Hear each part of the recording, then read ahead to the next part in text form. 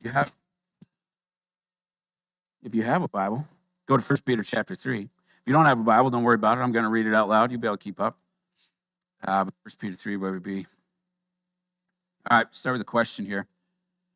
Question I begin with is, who are the people in your world that have just been nice to you, been kind to you? One thing that's hit me in dealing with people is how little it takes to be the nicest person that person's ever dealt with, either in the last week, the last month, or maybe for all of time. I was struck this one time. There was this person, I'd only known them for a little bit of time. I bought them pizza one day, and we went swimming another day. And when they were asked, who's the nicest person you've ever met, they mentioned me. And it wasn't like it was just me and them. Like, I didn't take them out for pizza. I took a group out, and they were in the group. It was like there was a group of 15, 20 people. We all went to pizza. We all went swimming. And they said, he's the nicest person I've ever met in my life. That's what it took to go from stranger, the nicest person in the history of their existence. One time I bought them pizza. One time I went swimming with them. And all I really did was drive the bus, like drive the car. That's pretty well it.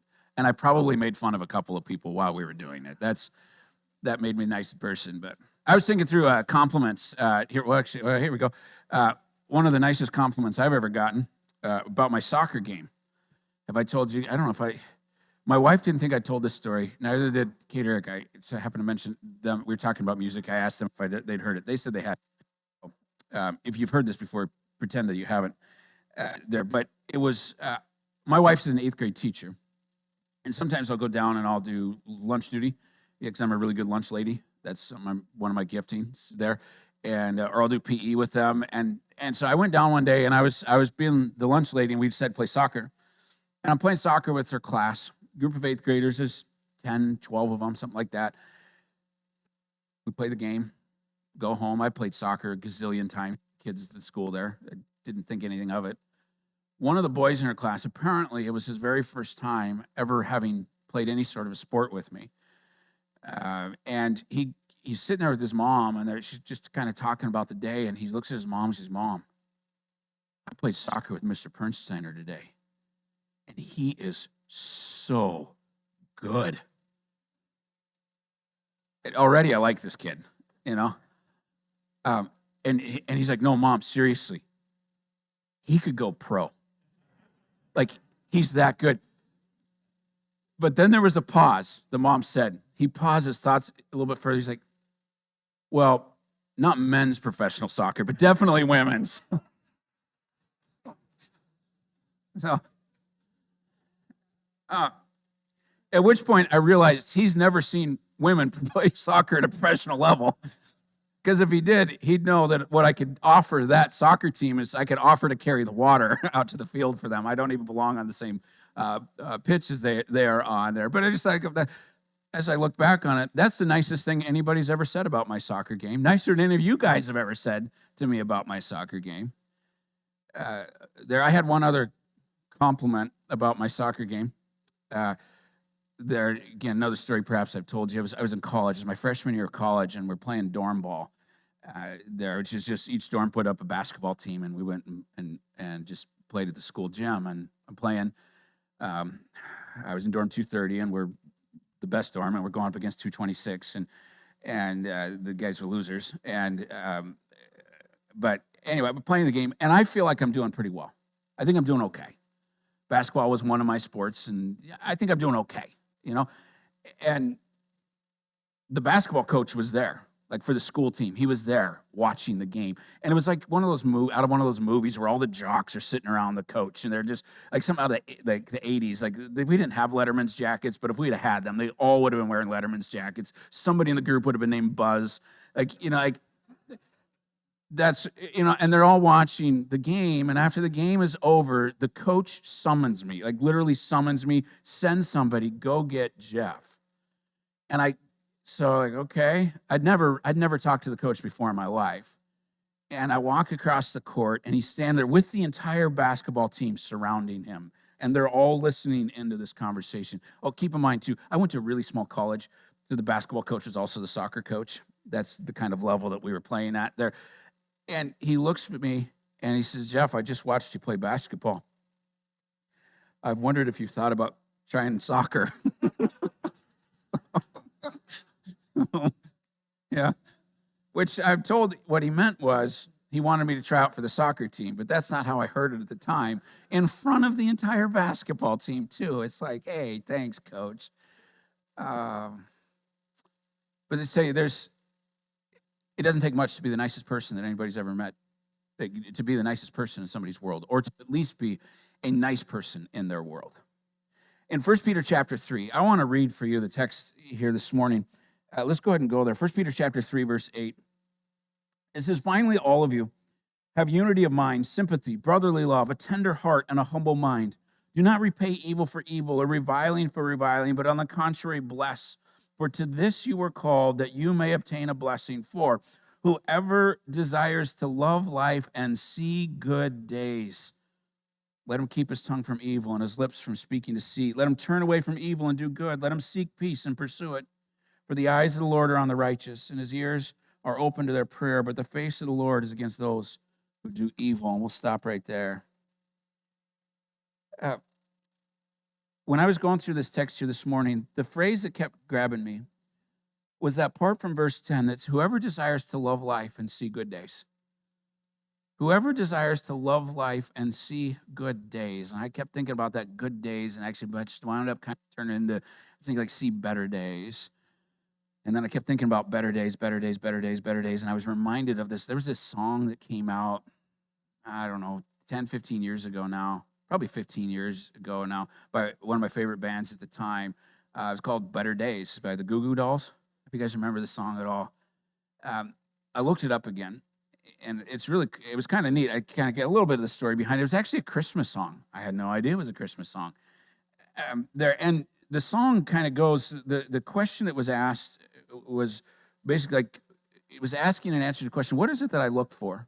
What do I want this Christmas? That's what the song's about, by the Goo Goo Dolls. What do I want this Christmas?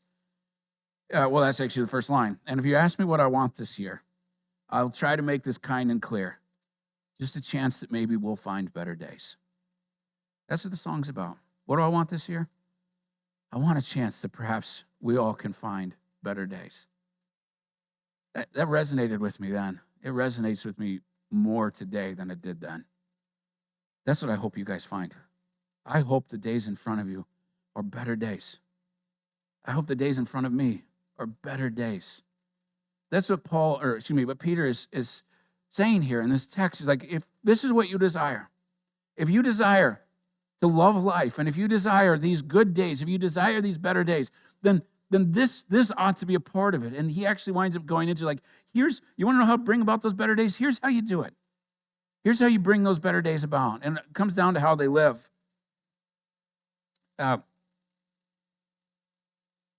We get verse 8. He says there at the beginning of verse 8, I think this is significant. Finally, all of you. I want to stop right there for a second. The question is, who is the you? He's about to give them this ethic for living. Here's the way you ought to live your life. But we got to remember who he was talking to here. He was talking to this group of people. They were called the elect, the diaspora. There's a fun word for you. It was a people who were scattered. And this group particularly was scattered across what is now modern-day Turkey. And we have this, we read this as like a religious text. That's kind of how we read it, but they read it as a letter because that's what it was actually written as. It was written as a letter from one guy who cared about some other people and was trying to communicate with them. And he writes this letter to them, and he says, and he's reminding them who they are. And he told them in 1 Peter chapter 2, you want to know who you are? Who's who you are? You once were those people who didn't belong, and now you do.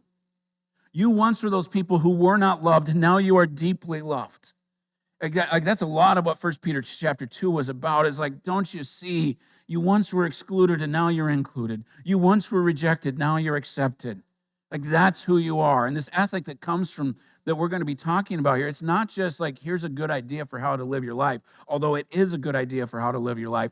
This ethic is actually a response to the gospel. It's a response to what God has done for us. Which, isn't it funny to you? I don't know if this is funny. Not funny, ha-ha funny, but funny like make you want to vomit funny. That kind of funny. The funniest is how often the church gets known for being judgy, for being condemning? That's that. What an odd turn of events that is. Because you know what the church is? This church is this group of people who went from being outsiders to insiders, not included to included, not loved to loved, not having been on the receiving end of mercy to having received a great mercy. Wouldn't you think that that group of people then, would they see somebody that's an outsider, would think to themselves, when I was an outsider, somebody came and got me. When I didn't belong, somebody came and made me their own. Right? Like, I think that's important. When we start talking about all the things like living in harmony and sympathetic, all these things that we're going to, this ethic that we're going to live by, this is an ethic that is coming out of the fact that we remember who we are and where we have been brought from. And the church should be the most loving, the most gracious, the most merciful place on all of planet Earth. That when people walk through our doors or when people meet us out in the community, their thought isn't like, oh, there's a Christian. Like, yeah, they're judging me. I can already feel it. They're condemning me. I already know. That should not be what they should be like. Oh, there's a Christian. Oh, there's a churchgoer. Yeah, they're going to like me. I already know that. That's what we should be known by. That's what we should be known by, because that's what we received. That's what was done for us, right? All right. And so then he goes on. He's like, if you desire these better days, here's how you can bring this about. And that's the verse 8. It's like, finally, all of you. He begins with, says, have unity of mind. The better days that we can bring, here's what we can bring, guys. The better days we can bring is we can bring the better days of harmony. That unity of mind, actually, I'm going to do a little bit with Greek here this morning, which if you're curious, you probably aren't, but if you are, Peter wrote this in Greek. That's how it was written. So sometimes when you translate from one language to another, the words don't always capture the same essence. And so I'm going to do a little bit with the Greek here today, but the Greek word there, we translate unity of mind. It really kind of maybe a better way of describing it is harmony. Is harmony. That what we can offer to our community is harmony. And you know what harmony is? Harmony is this place where different sounds, where sounds will sound different, but they aren't in competition with each other. Rather, they serve to make a fuller, more beautiful sound. Right? So there's I don't know if you guys have been sucked into the world of Instagram Reels or not, but boy, I tell you, you want to lose a lot of time in a hurry. There it is. But all the while, like it's just you flip it. The videos are like 15 seconds, and like, well, let's watch a couple more, and then you just 45 minutes later, we're like, what just happened? Like, I don't even know what happened. But anyway, there's one on there that caught both my wife and I's attention. It's this guy. All the caption reads is, "I'll sing the harmony, you sing the melody." And the guy starts singing Elvis Presley's "I Can't Help Falling in Love with You," that one. And he starts singing. And if you ever listen to somebody sing just the harmony without the melody, it's a little weird. It's like that's kind of a funny way to sing that. So I listened to him. He's got a nice voice. He's pleasant tone, but it's a little weird. And then as an hour 27, as I'm flipping through the reels, I come up on somebody that took his video and they did one of those split screen things where they sang with him and they sang the melody. It was beautiful. It was so beautiful. That sound went from being just one guy singing nice to singing something really beautiful. That's what harmony does. It takes independent, separate voices and brings them together into making something truly beautiful. You know what is becoming increasingly more true of our society? And I don't want to be one of those old guys that like looks back and like, well, back in my day, and kids these days, like I don't want to be that guy. But, okay, there's a little bit of like what seems to be my experience. There seems to be an increasing polarization of our society as we are running further and further and further into our own camps and beginning to get dug in deeper and deeper and deeper. And we surround ourselves with only those people who completely agree with us on lots and lots and lots of things, to the extent that if somebody comes along and suggests something that is different than one of the 973 points that we have turned into closed-handed issues that you must agree with if you're going to be our friend, that if you don't agree with one of those 970 things, then you're the problem with our country, you're the problem with our world, and you are enemy. People are just running in opposite directions on this. Is there anybody that's thinking to themselves, like, you know what I really, here's what would make my week great. I would love this. If somebody came to me with a really passionate opinion about Donald Trump this week, oh, what a breath of fresh air that would be. You know, like, anybody thinking that? Are you missing that from your life?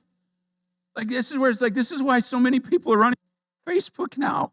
It's like, oh my word. All it is shouting at each other there. All it is people being polarized and running away from people and calling names and screaming at each other. All because you have the audacity to not believe all of the exact same things on the 973 things that we all must agree on. It's not 5 things. It's not 10 things. This is a massive, massive list. What you find is that what people do is that anybody that agrees with them, well, they agree with me because they have common sense. Like, this common sense would lead you to conclude what I have concluded. But if they disagree with me, well, then they're one of those, and then they supply whatever label it is that they think is the really demeaning, put them in their place kind of a label.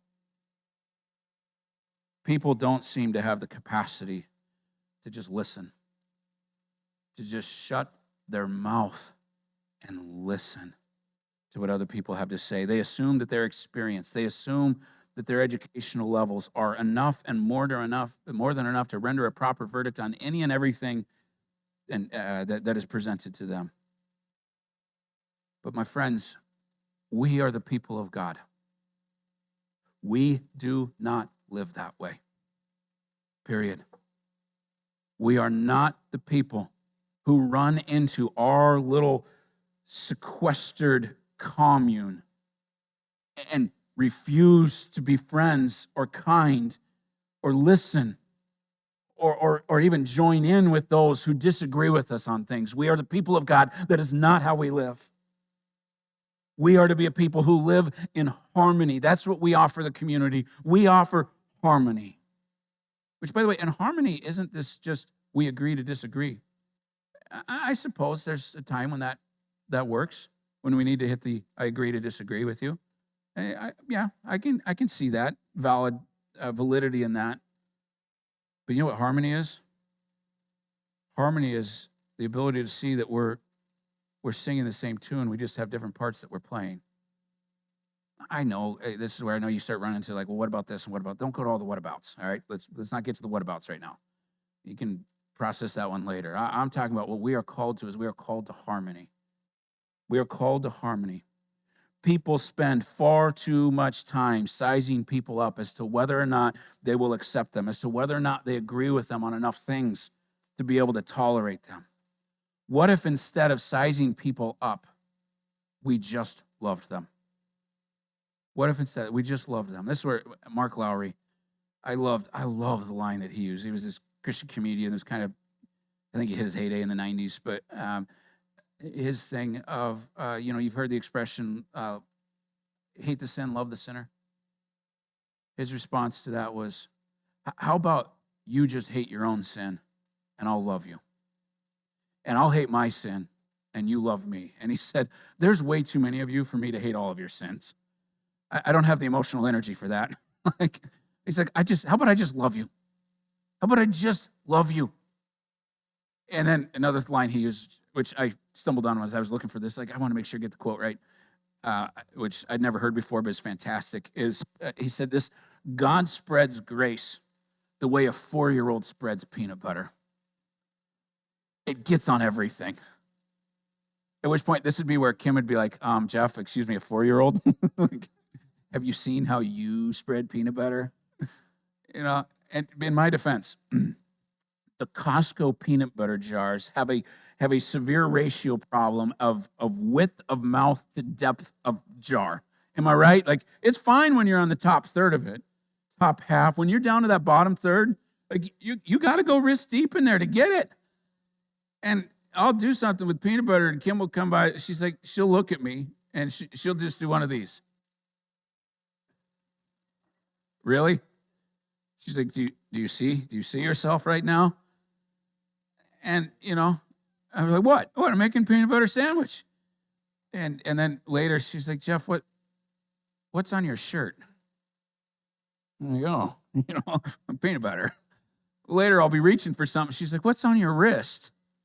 And it's like, oh, more peanut butter. Yeah. Again, it's not my fault. It's the way they design the jars. It's their problem. No, but I love that line. God spreads grace the way a spreads peanut butter. It gets on absolutely everything. And that's so true about the way our God is. Like, wouldn't it make sense that if we're his followers, we're the same way? That if he spreads grace on absolutely everything, wouldn't it make sense that we do the same? That we spread grace on absolutely everybody? And I like here, too, this idea that the point isn't to seek people out who think differently. The point is that you're going to run into people. You're going to run into people who think differently than you. And when you do, sing with them. Live in harmony with them. You and I, we're not going to agree on everything. You know that, right? Do you know that? I don't know if you know that or not. You probably run into that. And if we sat down and went through everything that we all believed, like, we do not agree on some things. That's okay. Let's sing together, huh? Let's live in harmony. I don't need you to agree with everything for me to love you, for you to be my brother, for you to be my sister. I don't need that. I don't need you to agree with on hardly anything. I suppose the more we do together, I'm getting off on a tangent here, but let me rein it in here. Harmony says this. Harmony says, I'll sing with you. That's what it is. I will sing with you. Why? Because when I was on the outside, God didn't look at me and say, what's the matter with you? You got some things you need to work on. You got this wrong, this wrong, this wrong, this wrong. He looked at me when I was on the outside and said, all right, come on, I'm going to come get you. Let's do this together. And then he invited me into his song, and he started singing with me. Those are the better days. The better days that we can bring are one of harmony. The other better days we can also bring is one of sympathy. Right? It says, finally, all of you have unity of mind and have sympathy.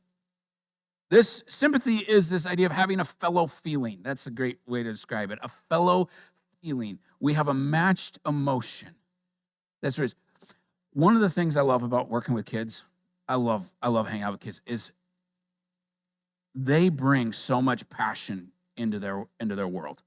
Like, everything's a big deal. Everything is a big deal. And you don't usually have to wonder. There's a few kids that are quiet and kind of subdued, but most kids, like, it doesn't take long to figure out what's going on, especially once they feel like you're their friend. It's just like you get them all. You get to see it all. You get to experience it all. They'll come running in. It's like, I lost my tooth. Again, they're so excited about the fact that their tooth is gone. And they're just, I love it when they're excited about that. I had a tooth pulled recently, and none of you guys were excited about it. None of you. You weren't even remotely excited about that. I was. But they lost their tooth. Now, imagine this little 7-year-old boy runs up to somebody, this grown-up, and is like, I lost a tooth. And that grown-up looks at him and is like, well, yeah, you're 7. That's what happens at 7. You're born with baby teeth. Permanent teeth grow in. And they all fall out. It happens to everybody. This isn't even remotely interesting. And there's no such thing as tooth fairy. Like, are you looking at that guy? It's like, oh, he seems like a good time. Hey, even though everything he said is completely true, except for the tooth fairy thing, man. Maybe that's true. I don't know. I don't want to wreck something. But now parents are like, seriously, Jeff? Seriously? Did you just... anyway. Where's it going with that? But I better stop. I was about to start Santa Claus, hashtag Kringle life. Yeah. No, like when a kid comes excited, you know what you do? You match the emotion with them. It's like, oh, you lost a tooth. That's so cool. Show me, show me. And then you're like, do you have any other ones loose? And then, of course, with kids, it always amuses me. Sometimes it amuses them. It's like, especially if they say, like, did the tooth fairy come? What'd they give you? Like, I got $1. It's like, you want to be rich?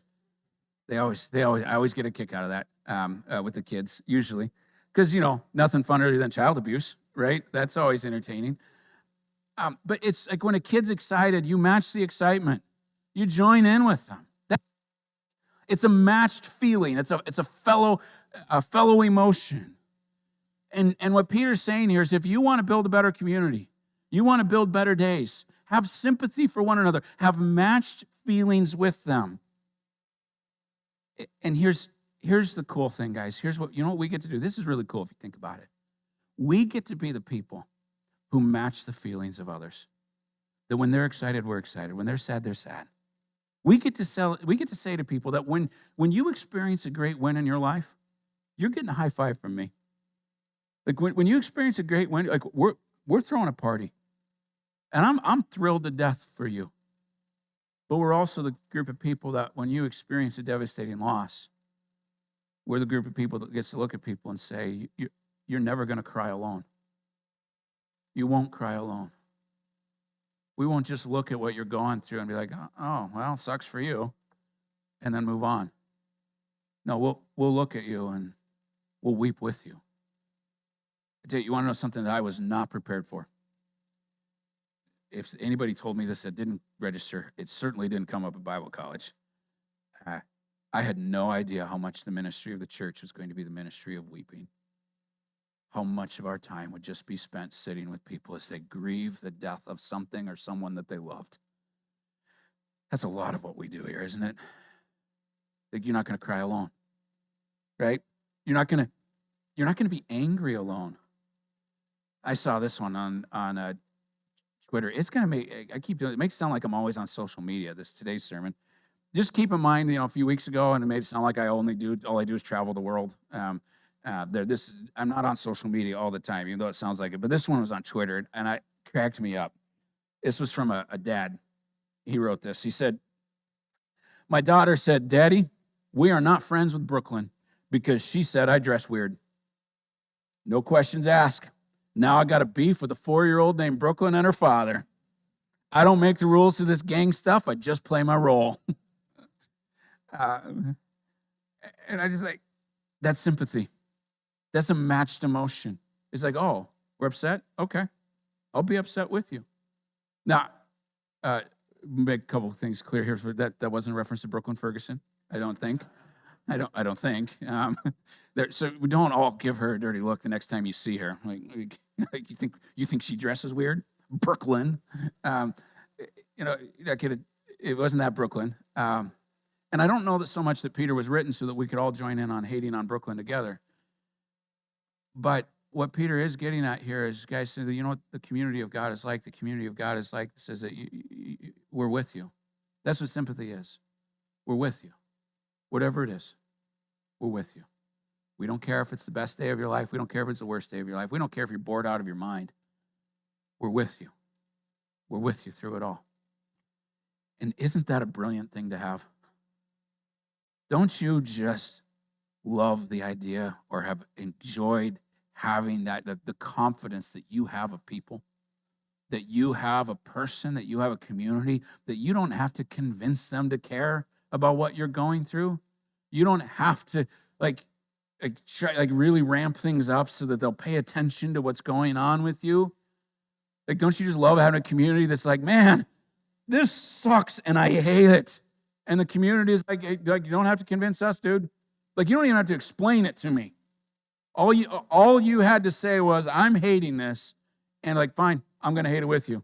If you want to explain to me why we hate it, you can. But if you don't want to, I don't care. I'm with you. You hate it. I hate it too. That's sympathy. And the church is kind of like the original Olive Garden, right? When you're here, your family kind of thing. Like we're together. We're together. We're like, this is what we are. We're with each other. The better days. that we can offer. He goes on and says that we finally all of you have unity of mind, sympathy, brotherly love. I'm skipping that. No reason. Don't read into that there, but a tender heart and a humble mind. The better days that we can offer is a tender heart and a humble mind. A tender heart is this idea that conveys this idea that my heart is well compassioned towards you. That's the actual definition of it, well compassioned. I like that definition. It's well compassioned. My heart is well compassioned towards you. I remember hearing a woman described once, and this description stuck with me ever since. She had gone through some devastating losses in her day, and it said of this woman that after her losses, it was her losses that gave her soft eyes. That was I liked that imagery of she had soft eyes. That when she saw people, she saw them with softness in her eyes. That's well compassioned. That's what he's saying here, that we have a tender heart, that we see each other with soft eyes. See, it's not just a compassionate heart. It's a well-compassioned heart towards other. It's the kind that says, I bet you've been through some stuff. And I bet if I knew what it was, I would have compassion for you. So I'm just going to go ahead and give you compassion preemptively. You know that song? This is a song that whenever I talk about it with friends, if they've listened to it or if I shared it with them, every single person has the same response to the song. For King and Country did it. The song, God Only Knows. You heard that one? Isn't that, it's songs about God only knows what I'm going through. God alone knows. Like every person that plays that song, I don't care who you are. I don't care what you're going through. Like every single person who plays that song resonates with it. Of like sometimes you feel like, don't you just like sometimes you just feel like God's the only one who knows what you're facing right now? Like I promise you guys this. I promise you, if you and I sat down and we had a heart to heart, and I told you everything that has gone on in my life in the last 5 years, I promise you your heart would break for me. I know that for a fact. I know that you would look at my story and you would have soft eyes towards me. And I'm certain of this, that if I sat down and had a heart to heart with you and you shared with me what your last 5 years have been, then my heart would be filled with compassion for you as well. I'd realize that you're struggling just like I am. You'd realize I'm struggling just like you are. A lot of times we feel completely alone, like God only knows. And there's a lot of struggles in our life that's the only person that ever will know. The only person that ever will know what we're going through is God himself. That's true. That's true. But there's just like what Peter is telling us, in light of the fact that everybody's going through something, how about we just give them soft eyes right now? Whether we know about their story or not, if we hear their story, let's give them compassion. If we don't hear their story, let's give them compassion as well. Right? That's what it is to have a tender heart. There's no judgment. There's no whispering about each other. There's no, can you believe what he did kind of thing. We just have soft eyes towards them, and we have a humble mind. The better days we can offer is a humble mind. That's humble mind, actually a word that I think renders out pretty well as a mind that is kind. That we think kind thoughts about each other. That if somebody, like, here's how, if this went well, that if you were to somehow or another, like, pry into my mind, and you could read it, and you could read the parts of it that are about you, like what does Jeff actually think of me? That what you would find is that in my truest thoughts of you, my thoughts towards you are ones of kindness. And if I could read your mind, that your thoughts of me are ones of kindness, that we genuinely think kind thoughts about each other. Isn't one of our great fears that people will get to know us and they'll actually reject us? Isn't that one of the things that we wrestle with? The insecurity of like, well, they're playing nice, but that's because they don't know everything. That's one thing that I will tell you. Oh, okay. This is like being a pastor. Like, you know how every job has their thing. Like you get to see, like your job gets to see an inside world that nobody else gets to see, right? This is the inside world that I get to see that I don't think anybody else does. I get to see the inside world of people struggling. That I just get invited into that. I get invited into that basically every single week and have for the last 2 decades. I don't know if your job allows that or not. That's my job. This is what I can offer. Here's what I'm telling you. I'm seeing this. Every single person who opens up thinks to themselves that they and they alone are the one who struggle with this and in this way, and that if people really knew what they were like, they wouldn't accept them. And I have to, and as I'm listening to these people, I have to refrain myself from saying, do you want to know the 10 other people in our little church who struggle with that same thing? Because I've met with them. I have their names. Here's their number. You could call them. You guys can talk about it together. Do you want details? I can give you details. I don't have to work that hard. I don't have to work hard to restrain myself. Let me make that clear. When you share things with me, keep it. Okay, I keep it. I will say. But it's like the only reason that you think you're the only one is because you haven't talked to the other people. Like that's the reason. It's not that, like, I'm yet to meet somebody that they're like, let me tell you what I'm walking through. And I walk away like, dude, you are so screwed up. I have never met anybody as messed up as you are. I've never once thought that about somebody. Every time I meet with somebody, I always walk away thinking like, turns out you're human just like the rest of us. Turns out you're just like the rest of us. There. And I don't know, maybe Peter knew that about people.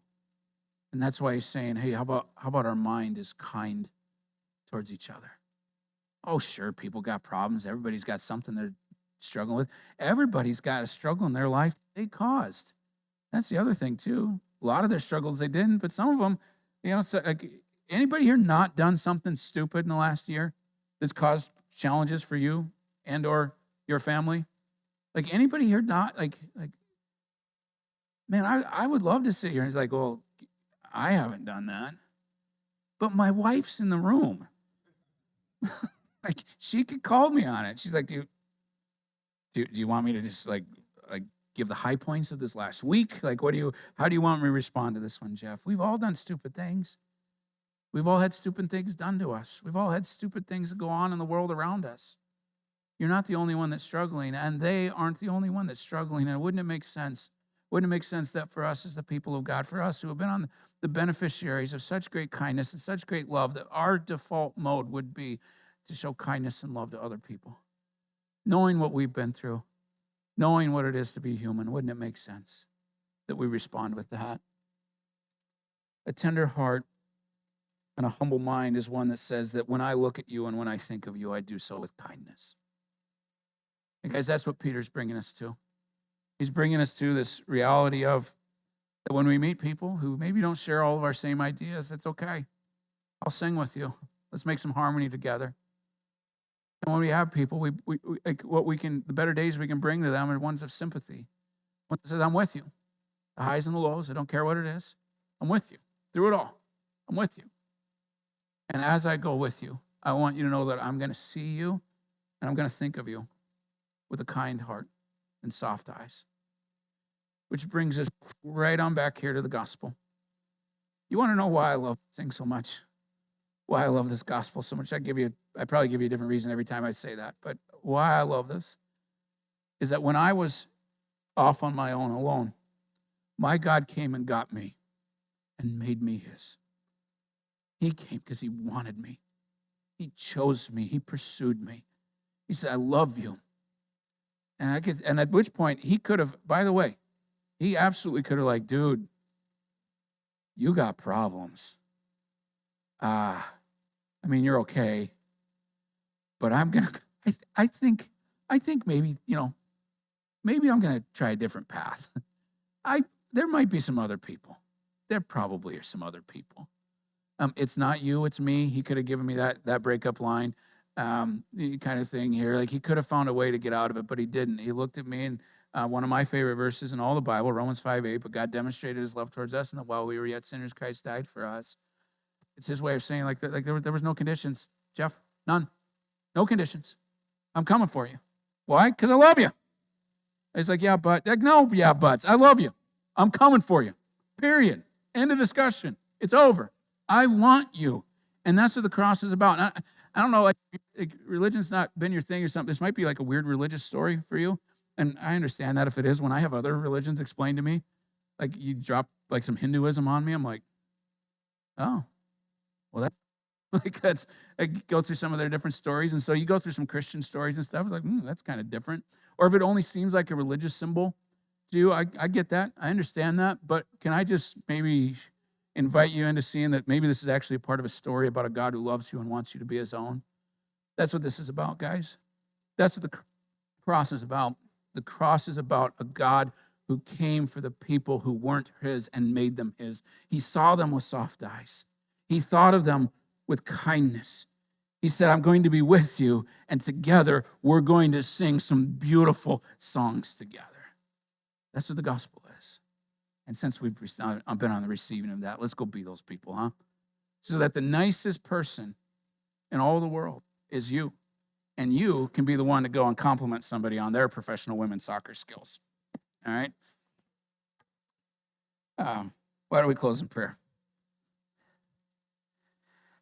God, thank you for the gift of 1 Peter chapter 3 and this reminder that we once weren't a people, but now we are the people of God. We once didn't belong, and now we absolutely belong. And in light of that, Lord, we wish our lives to reflect the way that you were with us, how kind and loving and accepting you have been. May we be those people. May we not be a people who are known for the things that we stand against, but may we be known as a people who love. May we be known as a people who are kind. And that when people were to list out the kindest people that they have known, the kindest people that they have experienced in the last month, year, over the course of their lifetime, that we would be some of the people they mentioned, not so that we get credit, but because, Lord, we wish for their lives to be blessed, and we wish for them to experience better days. And may we all experience those better days. Thank you, Lord. It's in your name we pray these things. Amen.